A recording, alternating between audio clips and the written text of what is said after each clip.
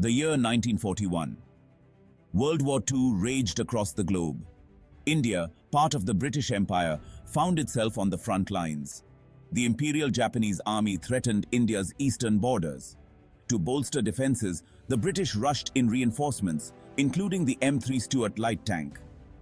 The arrival of the M3 Stuarts marked a turning point for the Indian Army. Indian soldiers, eager to take on the enemy, embraced the new tanks. Training centers sprang up, and Indian crews quickly adapted to armored warfare. Soon, Indian tanker crews were ready to deploy alongside their British counterparts. The Burma campaign was one of the most grueling theaters of World War II. The Indian Army, equipped with M3 Stuarts, faced the battle-hardened Japanese forces. The Stuarts' first major engagement came in the Arakan region in 1942. Their speed allowed them to outmaneuver the slower Japanese tanks. However, the campaign also exposed the limitations of the Stuarts. Despite these challenges, the Indian crews fought with courage and tenacity.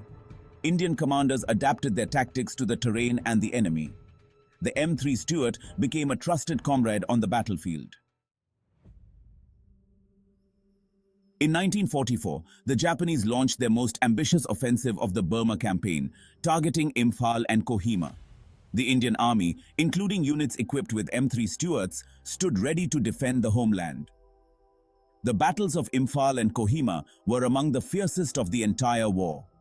The M3 Stuarts played a crucial role in blunting the Japanese offensive. Their mobility allowed them to rush to critical points in the line. One of the most famous actions involving Indian M3 Stuarts took place at Red Hill during the Battle of Imphal. Indian tankers, outnumbered and outgunned, held their ground against repeated Japanese assaults. They inflicted heavy casualties and bought precious time for reinforcements to arrive. The end of World War II brought independence to India, but also the trauma of partition. The newly formed nations of India and Pakistan clashed over Kashmir. The M3 Stuart, battle-tested in Burma, found itself thrust into a new conflict. The mountainous terrain of Kashmir presented a different challenge. Indian M3 Stuarts saw action in several key battles during the 1947-48 war. Their firepower and mobility proved decisive in repelling Pakistani attacks. The war highlighted the need for modernization of India's armored forces. Nevertheless, they served India with distinction in its hour of need.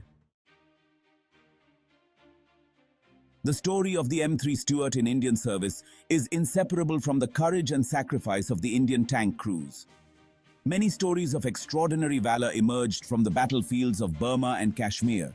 One such story is that of Second Lieutenant K.P. Rao, who commanded an M3 Stuart during the Battle of Imphal. Despite suffering severe burns, Rao refused to abandon his crew. He continued to direct their fire until all were safely evacuated, earning him the Veer Chakra.